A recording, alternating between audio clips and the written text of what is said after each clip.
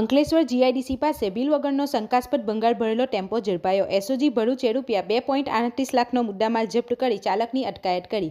Bharuch SOG પોલીસની team Ankleshwar GIDC police station વિસ્તારમાં પેટ્રોલિંગમાં હતી। તે દરમિયાન મળેલી ચોક્કસ બાતમીના આધારે નવજીવન હોટલ પાસે વોચ ગોઠવી શંકાસ્પદ લોખંડના ભંગાર સાથે એક અશોક લેલેન્ડ ટેમ્પો ઝડપી પાડવામાં આવ્યો છે।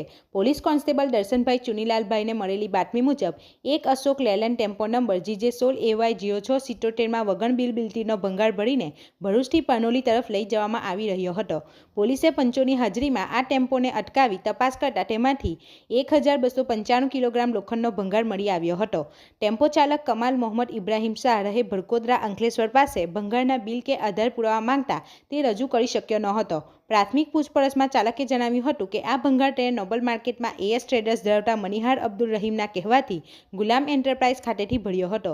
લોખંડનો આ જથ્થો ચોરી કે છળકપટથી મેળવ્યો હોવાની શંકા જણાતા પોલીસે અંદાજે ₹38,850ની કિંમતનો ભંગાર અને ₹2 લાખની કિંમતનો ટેમ્પો મળી કુલ ₹2,38,850નો મુદ્દામાલ બીએનએસએસ કલમ 106 મુજબ કબજે કર્યો હતો।